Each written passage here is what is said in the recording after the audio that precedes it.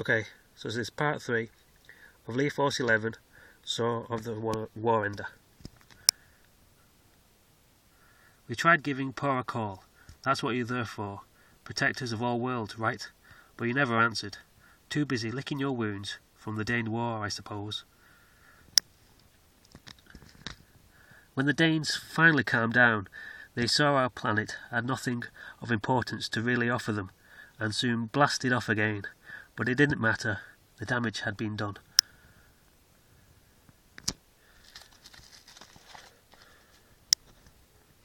Somehow, the few remaining Desangs left behind started to flourish and began rebuilding our society with revenge the dominant motive.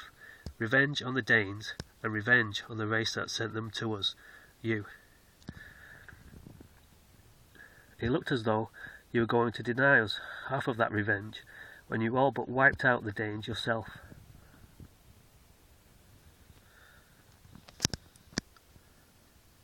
But we managed to revive their power and rebuilt them back into an army again.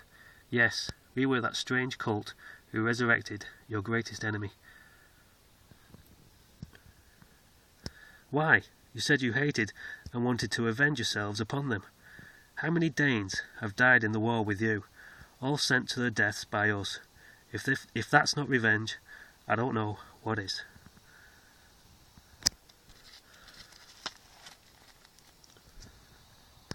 Actually, it couldn't have worked out better, as the Dane Earl suddenly arrived on the scene. Nothing to do with us, that one, and he caused the death of even more Danes with his inane plans.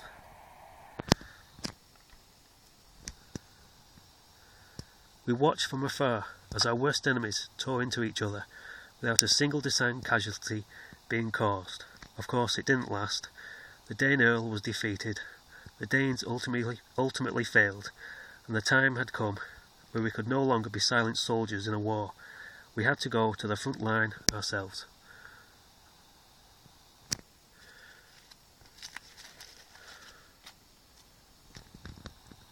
By watching the Danes, we learned that sacrifices had to be made during wartime, and that is why every Desang on the planet below us is prepared to give their life in order to overthrow you and your organisation.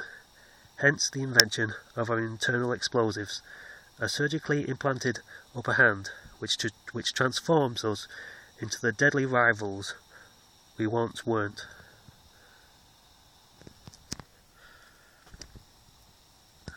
Enough history. Let's get on with defining the future, of which there can only be one outcome. The p.a.w logo burned, buried and forgotten by every creature in the universe. Here's your daughter back, and I'll take mine. Now let's get back out there and fight this thing through to the end. The barter that almost cost Admiral Sam his sanity is unceremoniously made, and he finally gets his daughter back in his arms.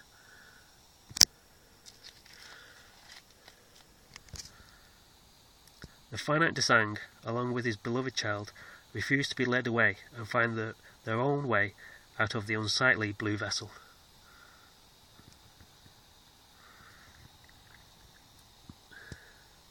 With the finite Desang on his way out, Damascus gives the nearby bruised battle winner a call as ordered. Dalmatia, this is Damascus. You wanted to know when the leader of the Desangs left the cage. Well, he's on his way now. Thank you, Damascus. Now go find yourself a gun sight to sit behind. What's with all the orders? Well, the same rank, you know. Out.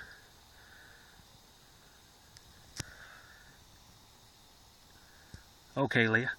With Sadie back with her father, we can now fly down to you at Jid without risking her life. The bargaining is over.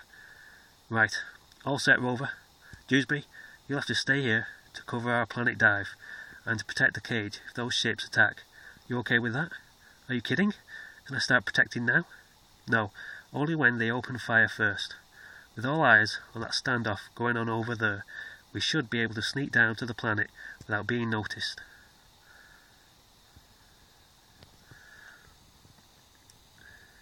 How many failed missions have started with those words? You've got it wrong. They usually start with the phrase, "Are you coming along, Dalmatia?"